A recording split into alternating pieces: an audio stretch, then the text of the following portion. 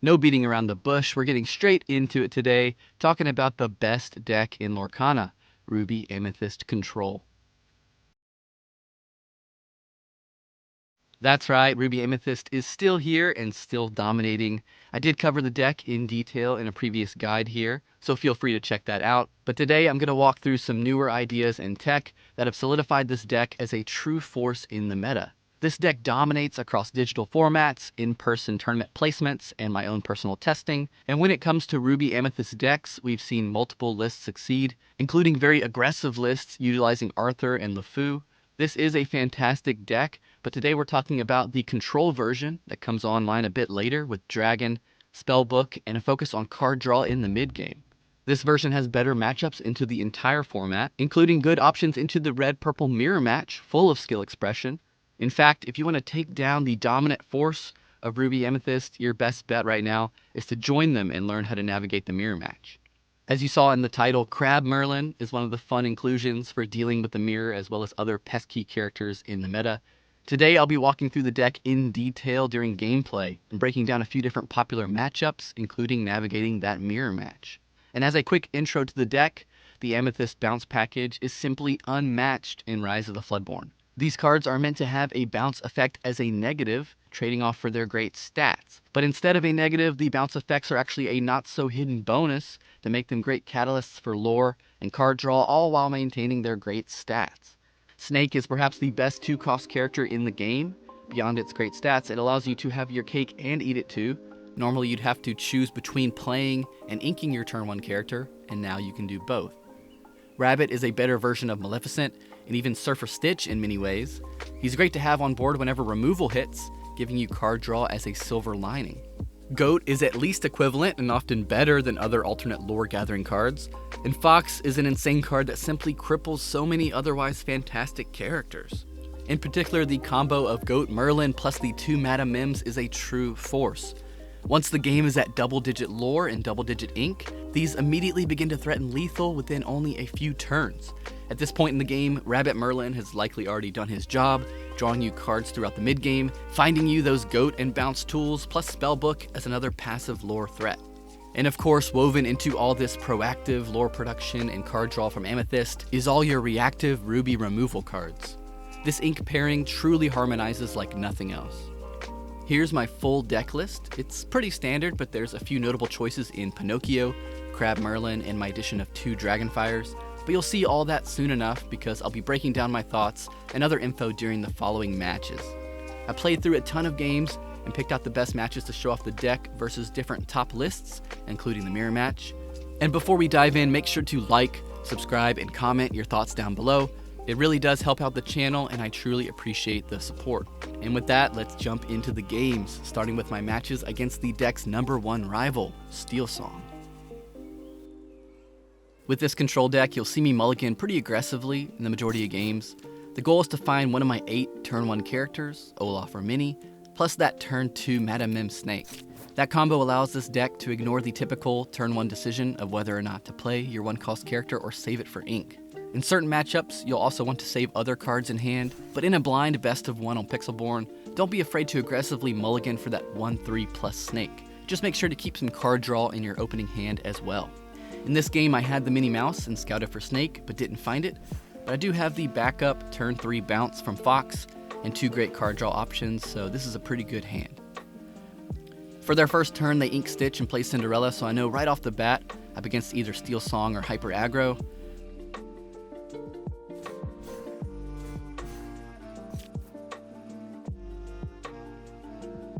On turn 3, I play out Minnie Mouse Surfer. In mini matchups, a hard cast of Friends on the other side is a pretty good option, but in this case, I need that extra character out on board so my 2 Minnie Mouses can 2-for-1 one of their potential shift targets. My goal is definitely to get those off the table before they start shifting and singing. They use the Queen to take out the first Minnie, but I can still use my Fox to respond. The Queen is the valuable target here, but I'm more afraid of Rockstar Stitch shifting in and helping them draw cards. At this point, you have to assume they already have a whole new world and play around that possibility. But if they don't have it yet, and I can prevent a Rockstar from comboing together a bunch of card draw to find it, it can really set them back.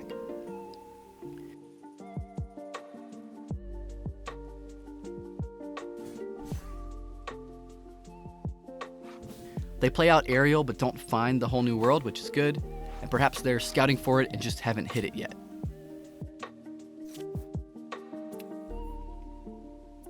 Here I play out Maui and take out Cindy. Again, I'm a bit more afraid of the Cindy, but the Queen would have been an okay target too since they're only at 3 ink.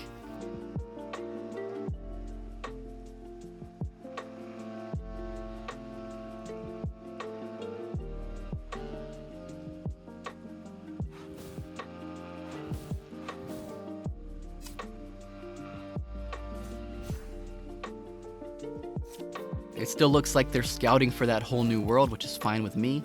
I play out a typical game plan of consistently inking each turn and playing out cards. I want to make sure if they do hit that reset, it helps me out as well.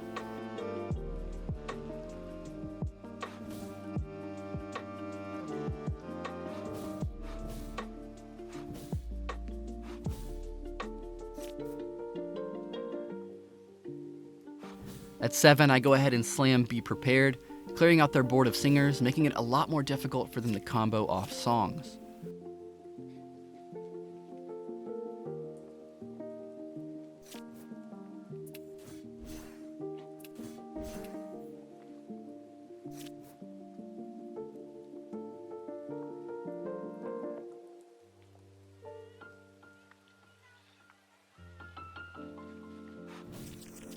After a bit, they do finally hard cast that whole new world, which is great for me.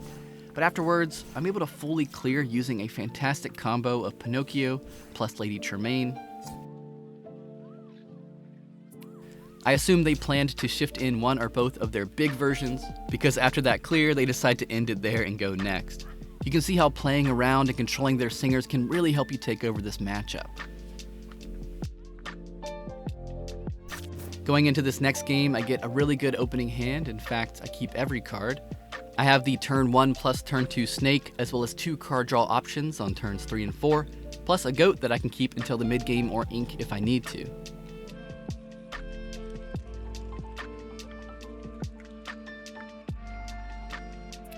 It turns out I'm against the same player back to back, so I can assume I'm against Steelsong again. That does give me some important intel, and now I know I can ink Maleficent instead of playing her. If they do have Whole New World this game, I won't want to draw any extra cards beforehand unless I'm really needing something in particular.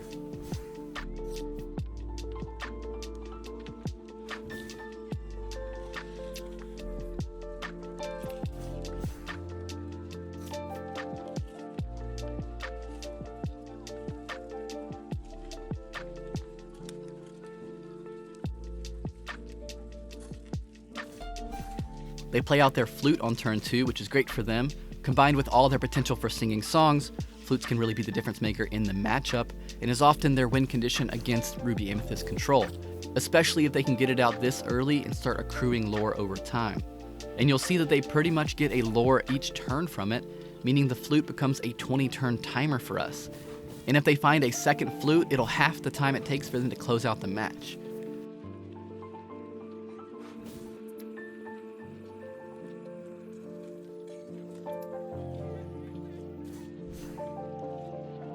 I take out some of their board by rushing Fox in, and I'm really just trying to keep them down until the turn 7 Be Prepared.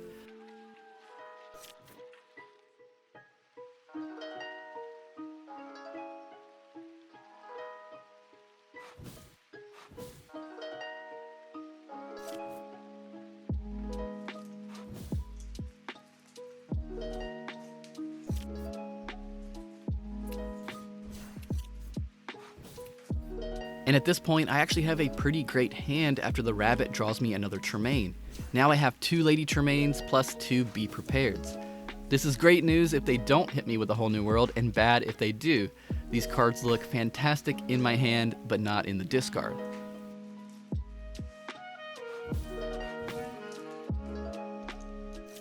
Now they have 2 singers on board and 2 cards in hand, and I can only get to 6 ink, so it's looking like they'll get that reset off after all.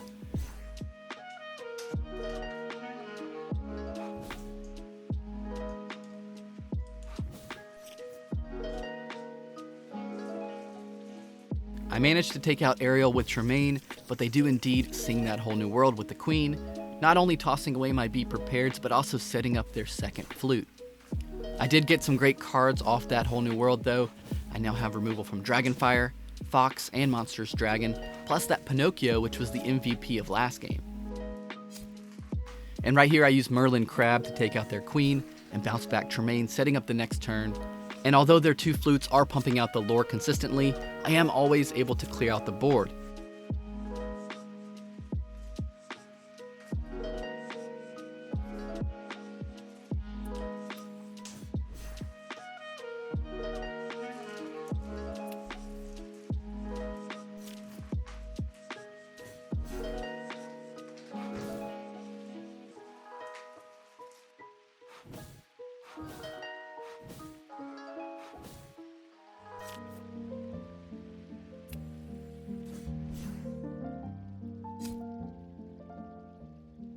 Here I make use of that Pinocchio plus Tremaine combo from last game once more.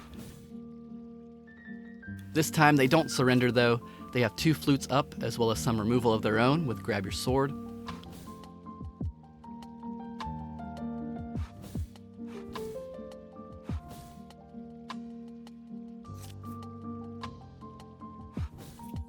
Here I decide to draw some. They only have 3 cards in their hand. If they don't have a whole new world, then I can take the lead in card advantage and try to close out the game quickly. I find and play out my spell book, which is great. It allows me to keep pace with at least one of their 2 flutes throughout the rest of the game. I then clear out their Stitch with Dragonfire, and on the next turn I clear out their big Cinderella with Dragon Maleficent.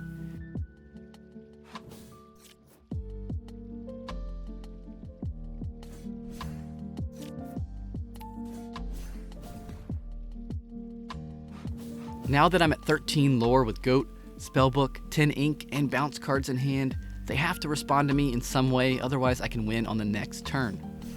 They're gonna need to clear out Maleficent, or Whole New World my bounce tools out of my hand, but they're unable to, so I finish out the game, explosively gaining 7 ink to take the win.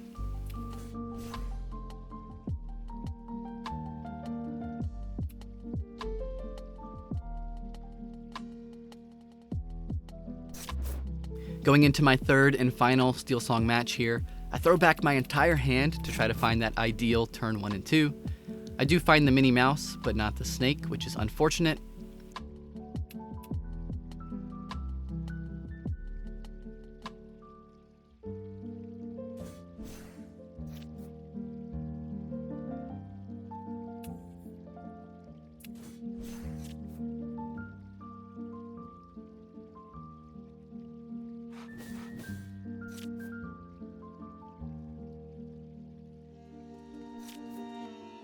I do see their Cinderella come out though, so I take the opportunity to take her out with Teeth and Ambitions. To be fair, it's a 2-for-1, but it's a really great momentum trade in the matchup that I'm happy to take. It looks like this Steelsong player is running the Lanterns version of the deck here instead of the Flute version. Knowing that, I can potentially expect some more mid-game characters to show up, like Surfer Stitch, Emo Beast, or Floodborn Snow White. I do find my spell book as well, so I go ahead and match the Lantern. And then I start a sequence of removing anything they throw out as I search for my goats and mims that can help me finish out the game.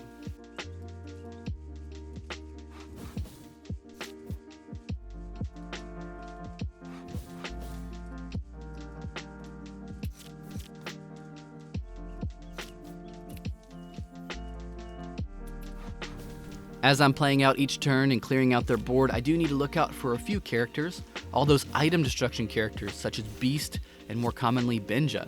They're a lot more popular in the Lanterns version of the deck, so it's something to keep in mind. If they don't run them or don't find them, I should be able to slowly rack up the lore with my spellbook as I control the board with removal. I do think Steel players need to prioritize that item destruction a bit more against this meta that's very focused on spellbooks and flutes.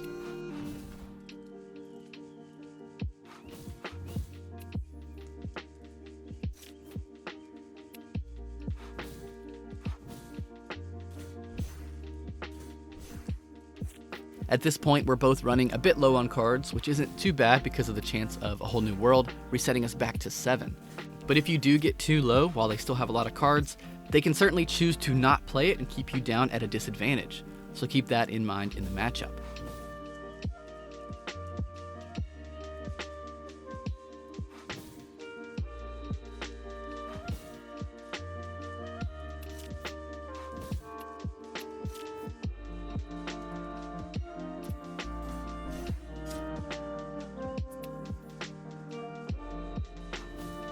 After clearing out their beast with Maui, they're forced to pay full price for the whole new world, and I'm pretty happy with that as I get a fresh new hand of cards, and I'm already up in both lore and ink at this point.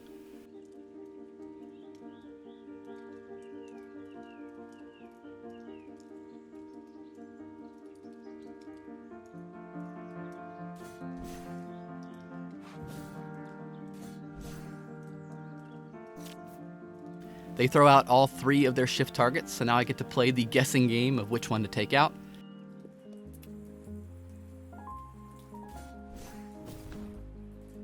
I choose to go for Cindy, as her Floodborn version is the most annoying for me to deal with, but they end up shifting in their queen and using it to sing a whole new world.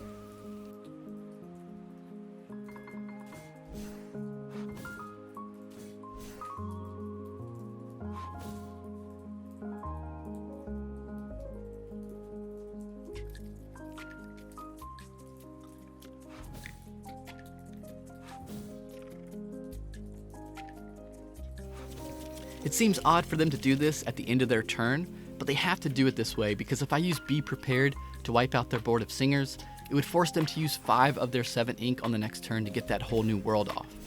This reset does spell doom for them though, as I get to sing Be Prepared with Maleficent for an incredible tempo play that sets up my board for some aggressive questing.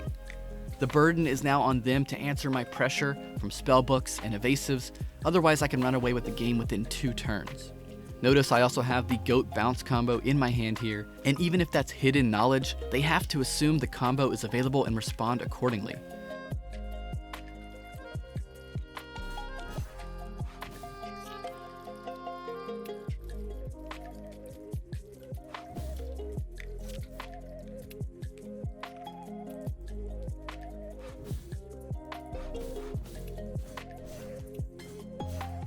Despite their efforts with Giant Tink, I get up to 15 lore with 4 more on the board and Goat in hand, so they have to answer me with some removal here.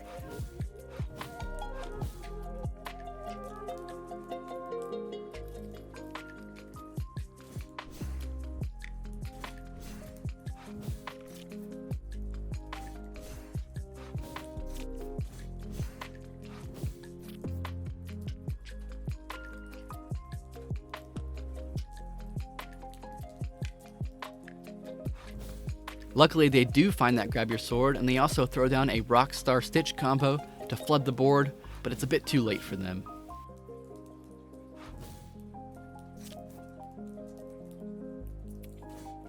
I take out Rockstar Stitch with my dragon, and despite their final combos coming out, I'm able to wrap it up here. Another great game that showcases how important timing, pressure, and smart removal is to this fun matchup.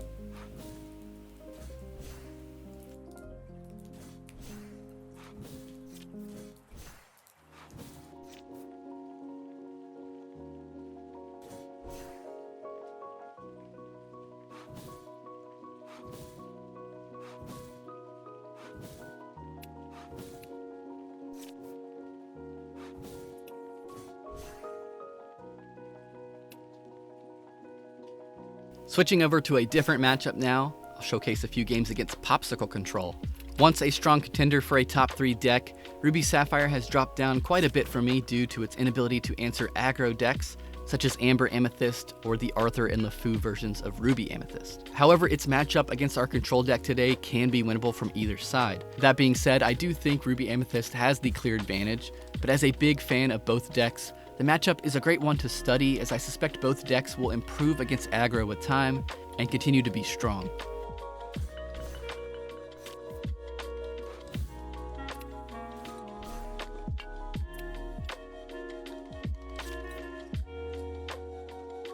My opponent starts off their game unable to find their Pawpsicles, but they still get their Fishbone Quill out, as well as a Mother Gothel that's certainly here as a draw engine when paired with Dinner Bell.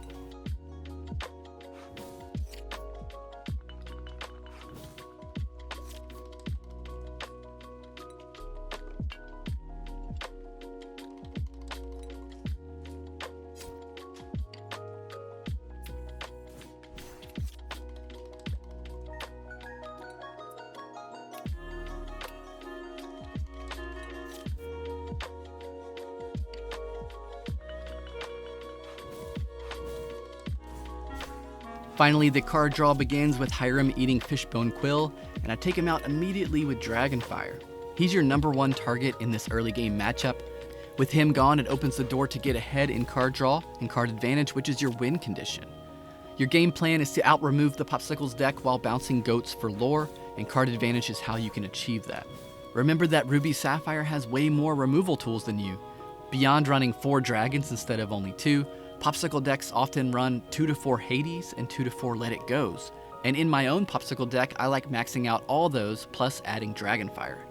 That amount of sheer removal plus Judy taking out your spellbooks is how they win in the matchup.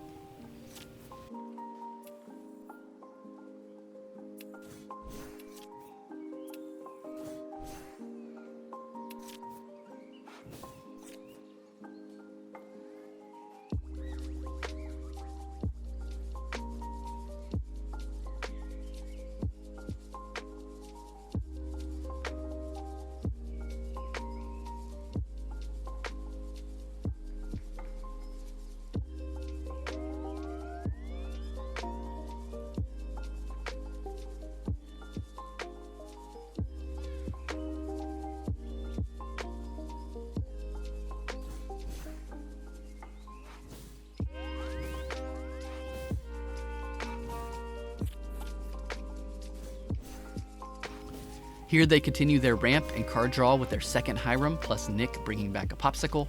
I mentioned previously that Maui is often ink against control, but into Pawpsicle control, he's the perfect response to a questing Hiram, and I use him here accordingly.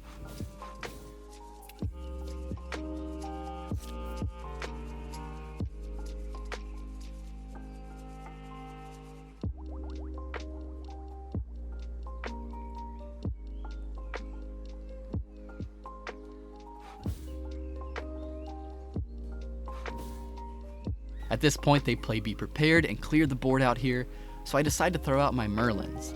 They'll get me some value should they decide to clear the board again.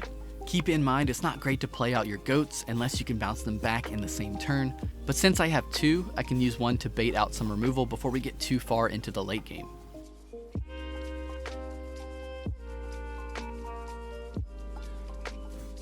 They throw out another Hiram plus Aladdin, making me wish I had my own removal. So instead I decide to quest and bounce both Merlins back, keeping them safe from the Aladdin.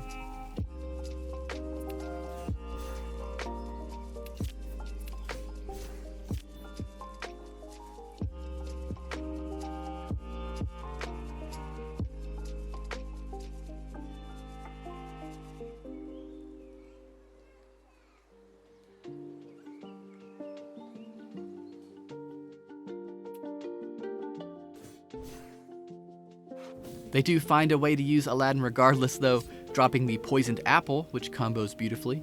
And after that, even though I do have the Be Prepared now, I decide to drop down 2 rabbits first, so when I do set it off, I can draw more cards off them.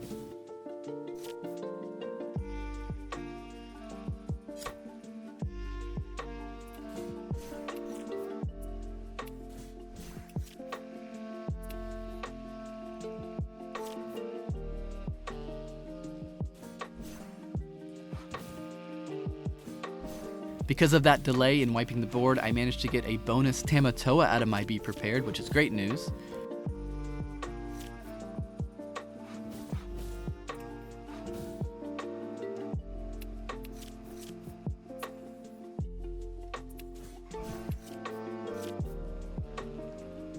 And on the next turn, I get to show off a great 2-character removal combo at 11 ink using Pinocchio, Foxmem, and Tremaine. Keep an eye out for combos like this, as they're just as fun to play as they are effective.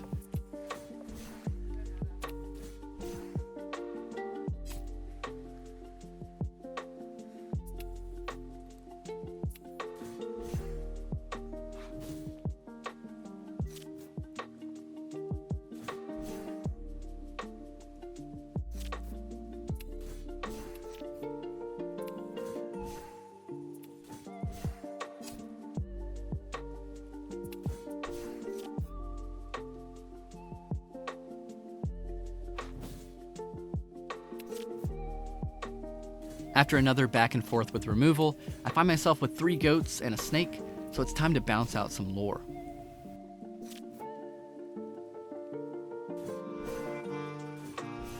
After the Aladdin comes down in response, I decide to not quest just yet. I assume they only run one poisoned apple, so they would need Tamatoa to fish it out of the discard here to make use of Aladdin, and either way I'm only a few steps away from lethal.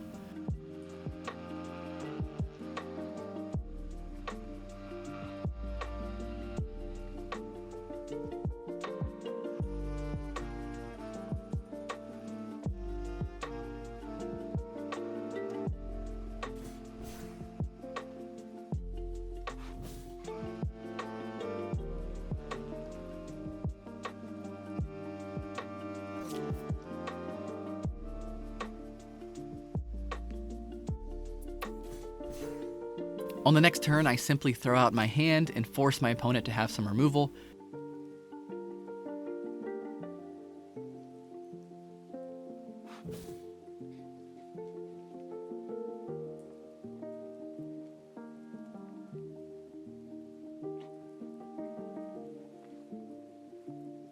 And they just can't find it, so I take the game.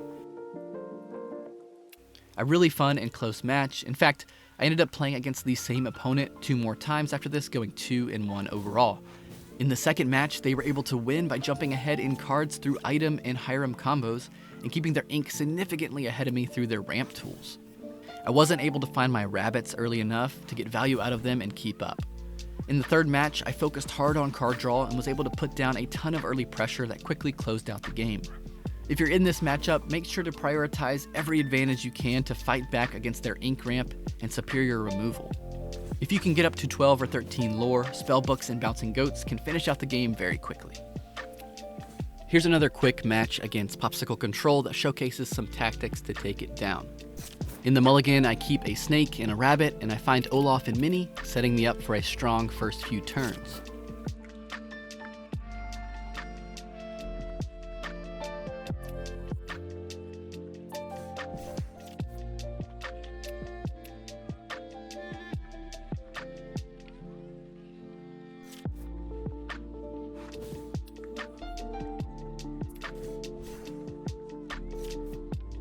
They start out by inking Cogsworth and then playing out Grandma Tala, so I know I'm against either Pawpsicles or perhaps a Sapphire Steel deck with that Cogsworth. I don't have a strong turn 3, but I go ahead and let them trade in Grandma, and on turn 4 I can play out the Rabbit, and on the following turn Rabbit can sing Friends on the Other Side. All this together will really boost up my hand.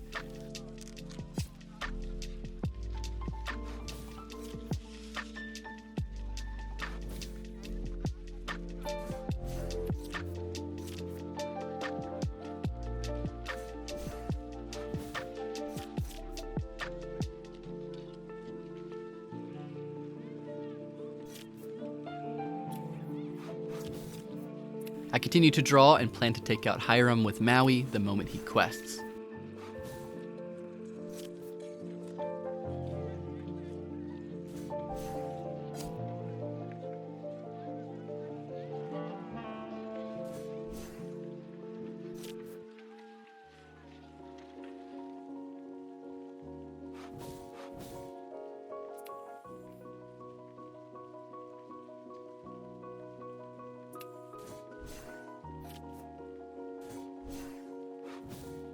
Now with small Tremaine out and a Sisu played, plus that earlier Cogsworth that was inked, it's clear they're testing out some uncommon picks in the deck. I like seeing that, but I don't think these picks will help against my deck in particular. I proceed to take out Hiram as planned using Maui instead of the full Be Prepared. I'm not too worried about Sisu here. I assume she will just quest, and in fact they decide to wipe the board themselves, so it's great that I was able to save my own Be Prepared.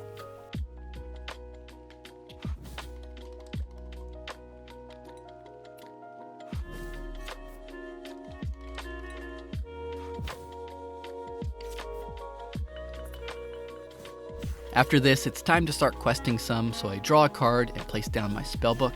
I have to expect a Judy to come down and take out my spellbook, but I'm hoping to get a few turns of lore out of it first.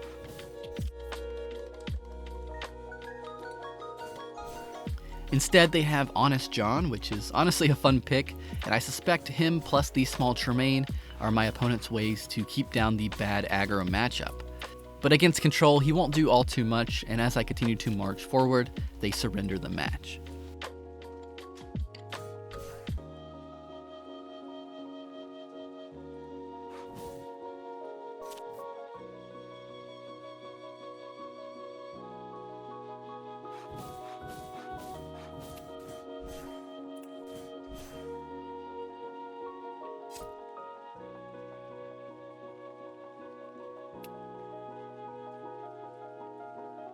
Next, I want to show off a couple different matchups before diving into the all-important mirror match. Let's take a look at an Emerald Steel match. I decide to hold on to a lot of card draw as well as teeth and ambitions here. I probably could have looked harder for my snakes, but I'll take it.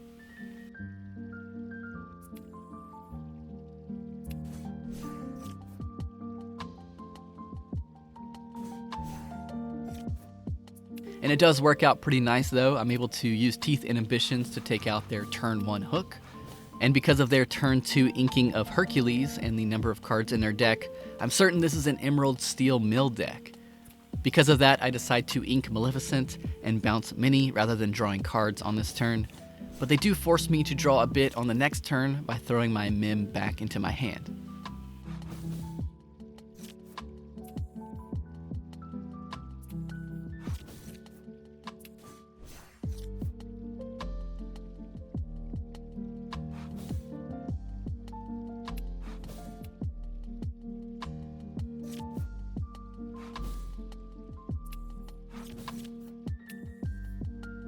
At this point, my goal is to get a strong board if possible and prep for their upcoming combos. On turn 5, they hard cast a whole new world, and overall, I just have to quest faster than they can deck me out.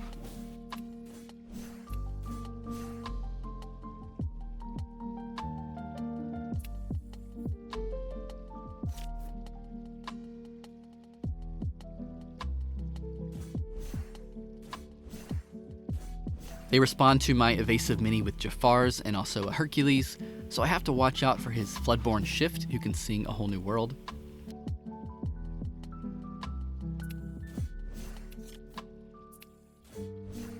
For now though, I bounce Mini back to protect her, and aim to get some more value out of my Be Prepared next turn if they aren't able to sing whole new world.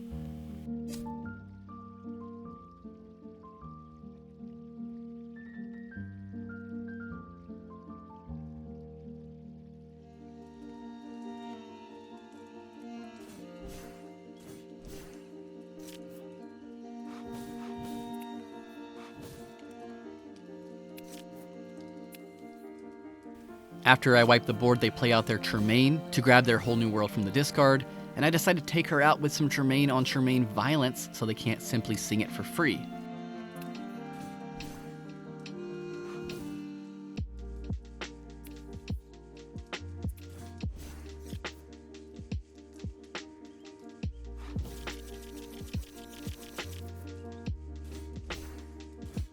After that reset, they decide to play out Herc and Hook.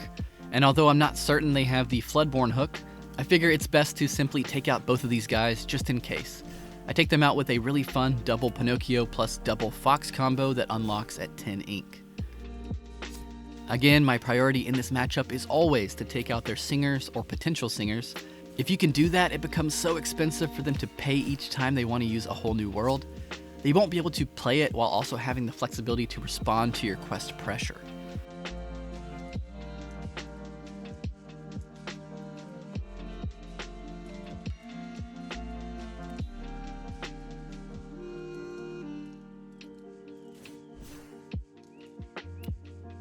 Again, on this turn, my goal above all else is to take out Tinkerbell, and even though I'm focusing on removal, I still have my Minnie Mouse questing for 2 each turn, and I'm already at 13 lore.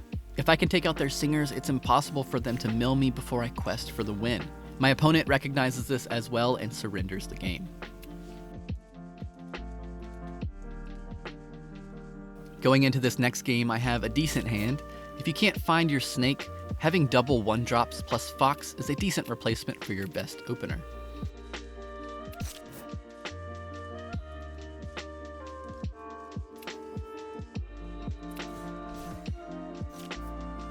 They start off by playing Hook and then Cinderella on turn 2, so it's clearly another Steel deck, but I know it's probably not Steelsong because of that Hook.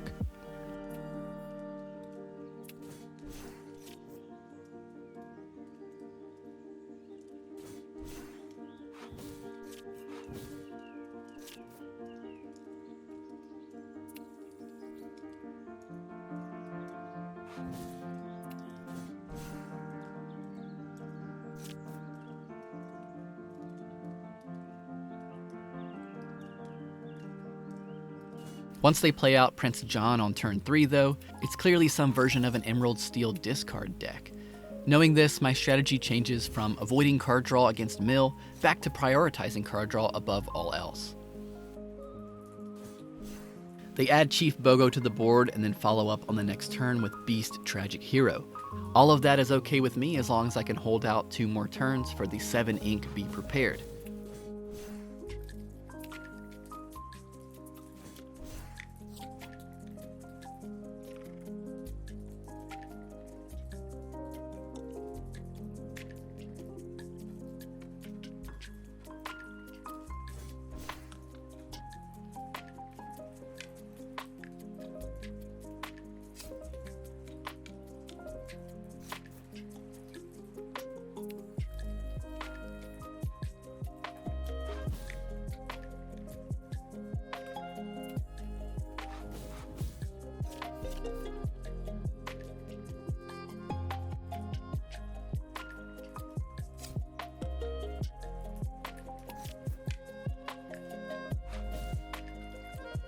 I recognize that their trio of characters can quest for 6 each turn, so I go ahead and wipe the board as planned.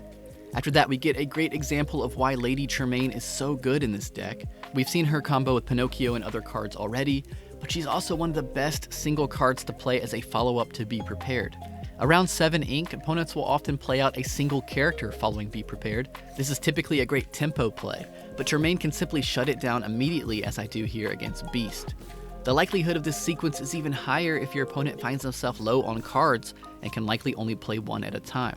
Be Prepared and Lady Tremaine are a great 1-2 punch, and later you'll see me highly prioritize playing and keeping 2 characters on board when I'm up against the mirror match to avoid getting Tremained myself. After another back and forth, the opponent decides it's game over and surrenders.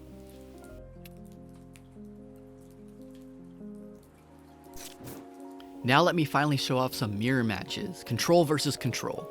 I and most players agree this Bounce Control deck is the best deck in the Rise of the Floodborn format, and that means at the highest level of play, the mirror matches are the most common and most important. As someone who primarily plays in print at events, I can say this is overwhelmingly true. I've played countless mirror matches with this deck, so let me share some advice for anyone looking to step up their game in the mirror. In this matchup, the 3 major factors are a strong opening, your card advantage, and the mid-game flip, as I'll call it. The mid-game flip is the moment where the deck switches from gathering cards into aggressively rushing up lore. You'll see it happen in all these games from both sides.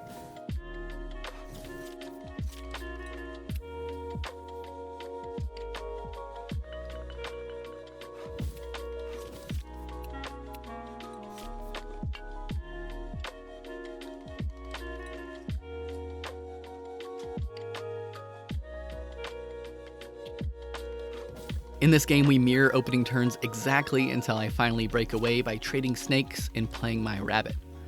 I believe rabbit is the best turn 4 play here, so it seems I've gained the early advantage.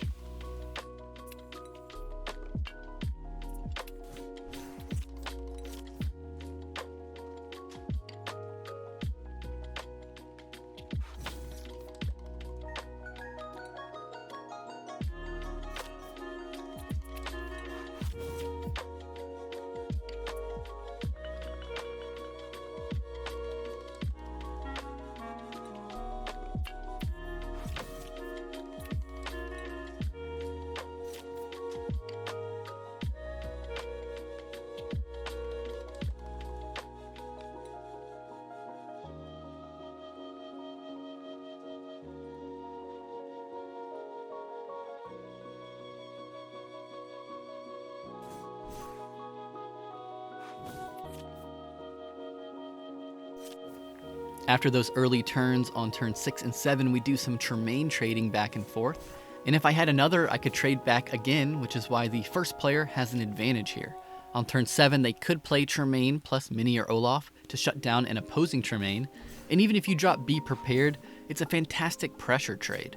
Instead, I play out one of my 2 goats as well as a Surfer Minnie, hoping to get a kickstart on my lore thanks to my card advantage.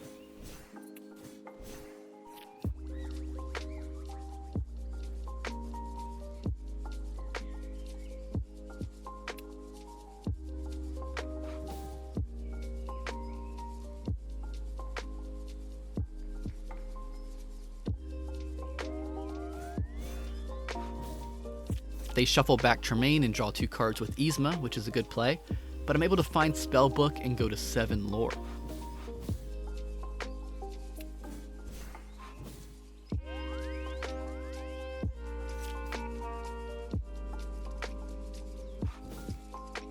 They must wipe the board here, otherwise I can go to 7 lore next turn with a hand of 8 cards. A dangerous combo that can spiral out of control in only 1 or 2 turns. I decide to ink, use Spellbook, and hold here. I have a huge removal advantage just by holding 3 Be Prepareds and knowing they've already used 1 on their own. If I had Rabbit, Maleficent, or Surfer Mini, I could play them out, but without those choices I feel good just stalling a turn. I don't need to loop my goat just yet. This next turn I do the same, but I throw in the goat bounce as I found another Mim I can use later.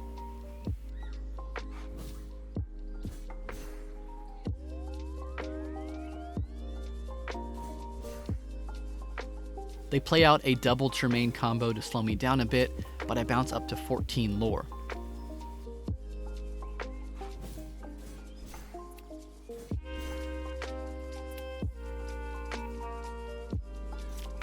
In this scenario, even if they can get Goat out of my hand, which I won't let happen, my Spellbook will finish out the game in only a handful of turns, and that's assuming I don't find my second Spellbook. This is why knowing when to turn that corner and do that flip from card gathering into lore gathering is vital. In the mirror match, whoever finds their pieces first and starts that race will often win.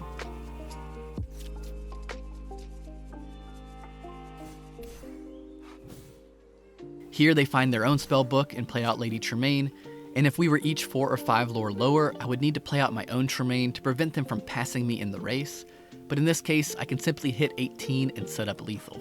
A great mirror match where I was able to pull ahead by finding the right cards and switching into that lore race at the right time.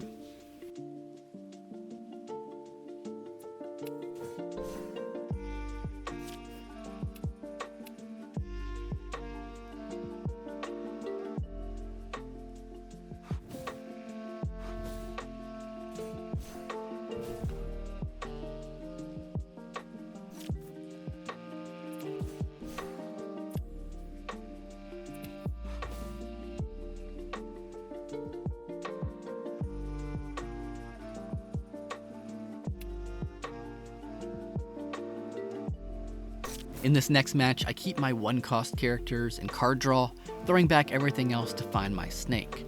I don't find it, but it looks like my opponent also didn't find a great opener, so we both make do, drawing up cards and preparing for the mid-game.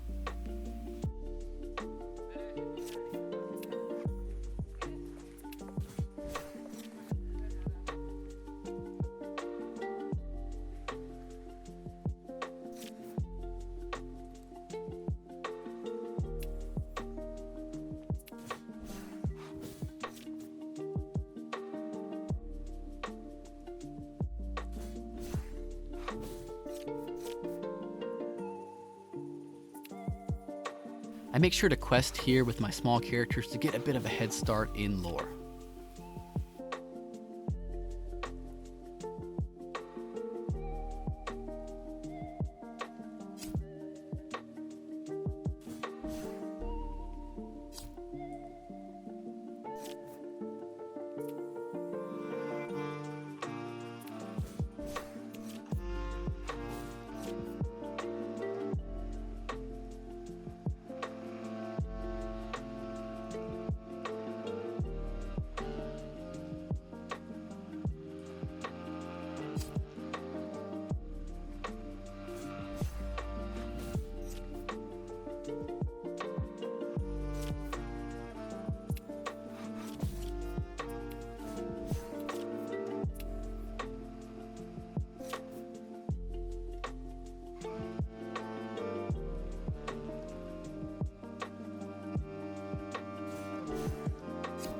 While my opponent sets up the board, I decide to go all in on my rabbits. I even use Yzma to throw one back to draw even more cards. I recognize that card advantage is king in this matchup, so I focus hard on pulling ahead in that regard.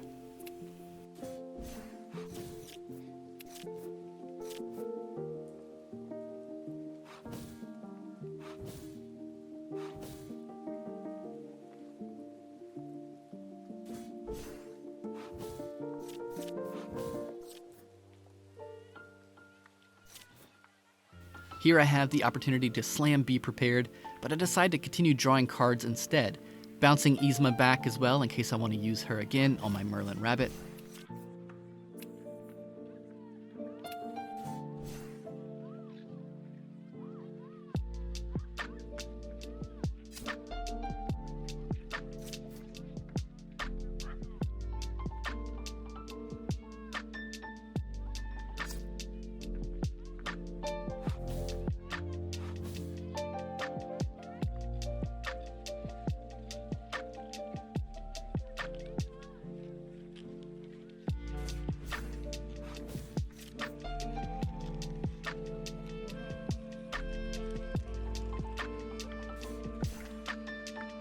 And here's where I make a crucial mistake. You can even see me pause for quite a while to consider my options. I have another opportunity here to slam Be Prepared and begin questing up after the wipe. I even have a second Be Prepared as a backup afterwards. But I decide to wait yet another turn and double down on the Yzma Rabbit combo. This tunnel vision on card draw means my opponent can hit 12 lore, plus go up to 14 with a goat bounce. These are dangerous numbers as we've seen and discussed already. And even though I have a whopping 12 cards in my hand, my opponent has 7 themselves, which is plenty to win a race now that the game has turned that corner into that phase of the mirror. I realize my mistake, but all I can do is wipe the board and hope they make a mistake.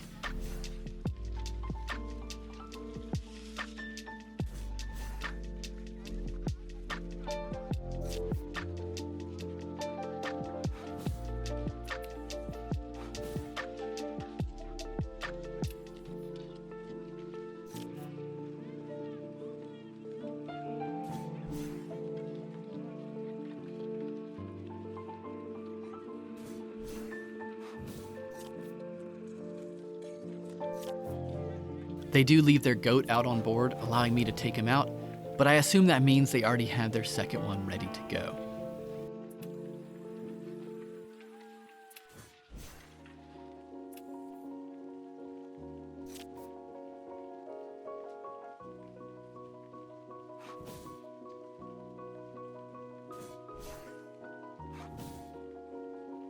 Now we have some back and forth as I try to stabilize, and it seems like maybe they didn't have a second goat after all. Either that or they don't have the bounce tool they need to combo with him to finish out the game.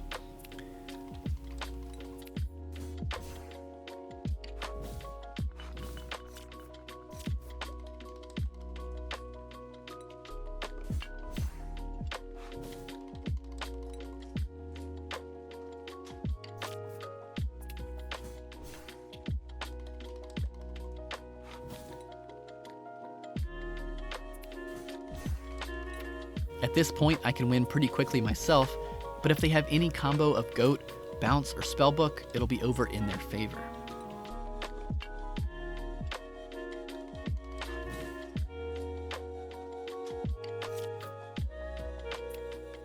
After they wipe with Be Prepared, I use goat to go up to 16 lore, and I set up a board ready to go to 20 on the next turn.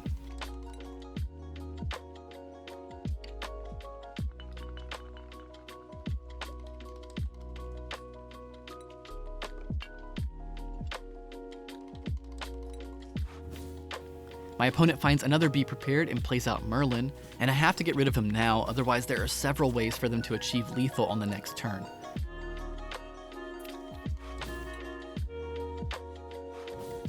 I wipe him out and play my own rabbit, setting me up for the win if they don't have it themselves next turn or a response for my rabbit.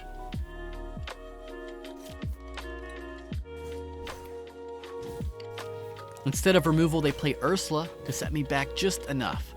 I'm 3 ink shy of victory now, and my last fruitless hope is to play Maleficent and draw Be Prepared. A great match indeed.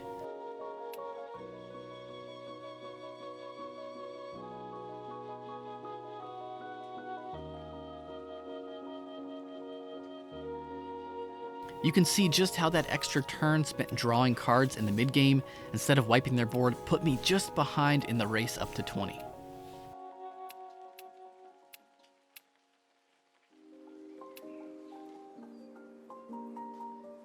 Okay, let's take a look at one more final match, another control mirror.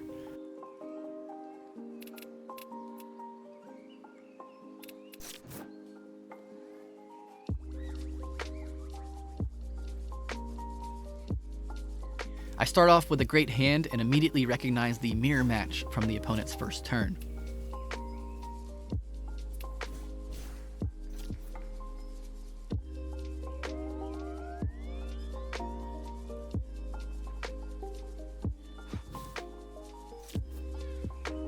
It looks like they don't have their snake on turn 2, so I'm happy to take that early lead myself.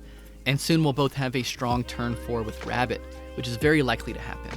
If you consider a potential 7-card mulligan plus some card draw on turn 3, you've seen nearly 1/3 of your deck by the time turn 4 rolls around, so finding Rabbit by then is quite consistent.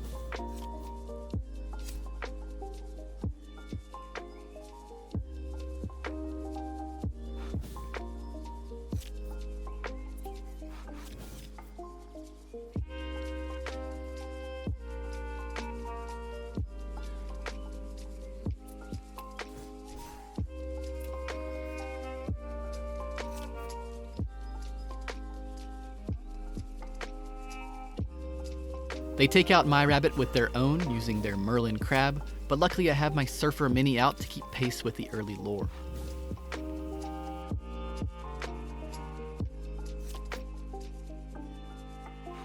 I haven't been able to show off this interaction today, but in very common scenarios where 2 evasive minis are sitting there staring at each other, using your Merlin Crab or Teeth and Ambitions to take down their mini using yours is very good. Keep an eye out for those opportunities.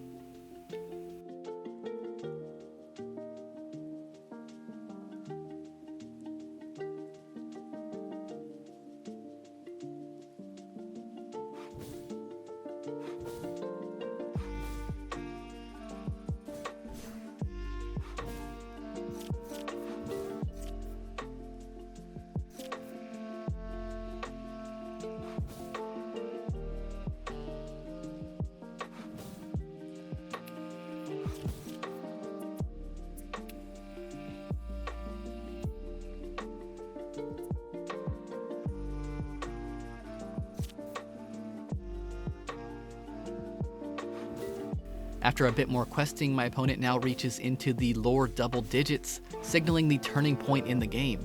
We have our cards drawn, and now it's time to race up to 20. And you can see here how my card advantage is immediately nullified after the Be Prepared hits their 2 rabbits. This is one reason why that card is so crucial to the deck. You actually want that card to be taken out. But the good news is I have found my spell book though, and I'm ready to hit the ground running.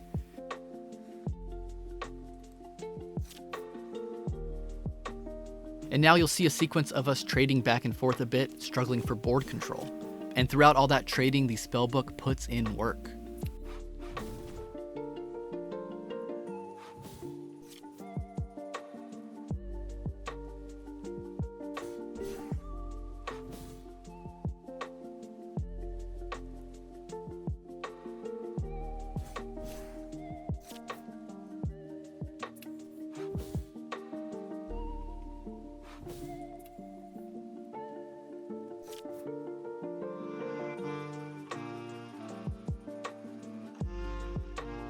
Here they have to summon and bounce back their Maui with Snake, which is great for me. They're scrambling to get any lore they can on board to get ahead, even if it means sacrificing something as vital as a Madam Mim bounce card. I bounce my goat and hit 16, and I know I can't hit lethal just yet if they can take out my fox.